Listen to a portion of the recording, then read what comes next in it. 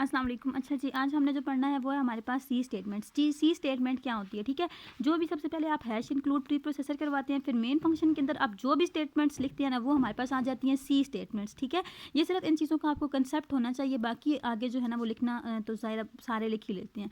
A statement in C language is an instruction of the computer to perform a task, ठीक है। आपने कोई भी टास्क, जिस तरह यहाँ पे इसने परफॉर्म करवाना था hello world of C programming, ठीक है। इसने ये स्टेटमेंट शो करवानी थी, प्रोग्रामिंग मेक्स लाइफ इंटरेस्टिंग। ये दो हमारे पास कोर्स थी जो हमने उसको शो करवानी थी स्क्रीन के ऊपर। तो ये जो भी यहाँ पे अब हमने काम करवाना था ना, फॉर एग्जांपल यहाँ पे अगर आपने कोई काम करवाना था, यानी कि 3/4 ये आपने टास्क करवाना था, तो ये आपने यहाँ पे स्टेटमेंट पूरी लिखी है, पूरी स्टेटमेंट बना के आपने लिखी है। तो जो भी आपका काम होगा ना, जो आपने कंप्यूटर से करवाना है, वो जब आप इस तरह से लिखते हैं ना अपने मेन फंक्शन के अंदर, तो वो हमारे पास आ जाती हैं सी स्टेटमेंट्स, ठीक है। Statements are written by curly braces. Curly braces सबसे पहले लगाएंगे जिस तरह ये लगी हुई है, और उसके अंदर हम अपनी सी की स्टेटमेंट्स को लिखेंगे, ठीक हो गया।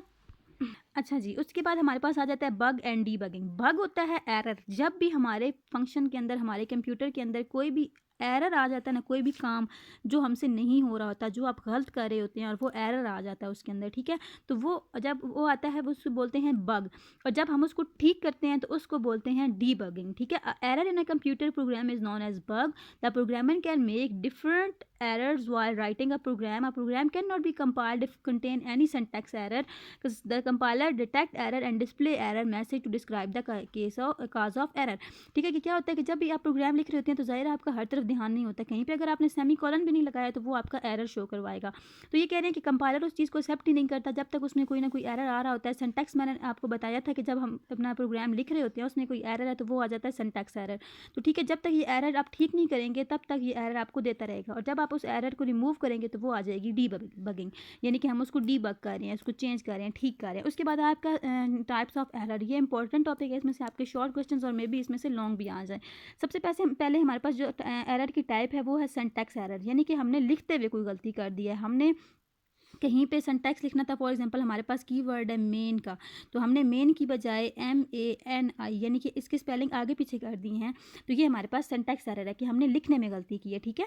अब all program statements are written according to these rules. कोई ना कोई रूल्स होते हैं, जिस तरह रूल है हमारे पास कि हमने सी की स्टेटमेंट जब भी लिखनी है तो उसके एंड पर सेमी कॉलन डालना है, तो ये रूल अगर आप फॉलो नहीं करेंगे तो भी एरर आ जाएगा। Syntax error is a type of error that occur when an individual statement is written in a program. The compiler detects syntax error and display error message to describe the cause of error.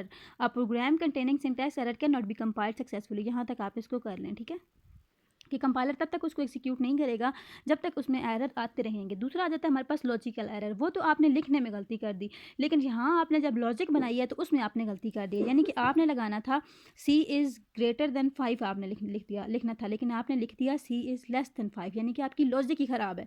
जो आपने logic, जो काम करवाना था, जो logic बनाई है, दिमाग में जो सोची है, वही लिखने के वक्त आपने गलती कर दी है, यानी कि उसकी लॉजिक ही नहीं है, तो ज़ाहिर आपका आंसर भी गलत आएगा। तो ये आता है logical error. Occur due to poor logic of programming is called logical error। A statement with logical error may produce unexpected and wrong result। ज़ाहिर है जब आपने C is greater than 5 की बजाय C is less than 5 लिखा है तो आपके रिजल्ट भी गलत आएंगे। Logical error are difficult to find because translator can not detect. अब ट्रांसलेटर तो इसमें गलती तो नहीं है, ठीक है, वो डिटेक्ट इसको नहीं करेगा कंपाइलर, वो तो इसको कर देगा, लेकिन जब आप इसको C में कोई वैल्यू एंटर करेंगे और वो आपने ग्रेटर देन 5 करवानी थी और वो लेस देन 5 हो रही है, तो वो ज़ाहिर है आपका एरर आएगा और आपको समझ नहीं आएगी कि ये कहाँ पर गलती हो रही है। तो क्या होता है कि आर डिफिकल्ट टू फाइंड, इसको निकालना भी मुश्किल होता है क्योंकि इसमें से हमें ट्रांसलेटर नहीं बता रहा होता है कि यहाँ पे आपका एरर है।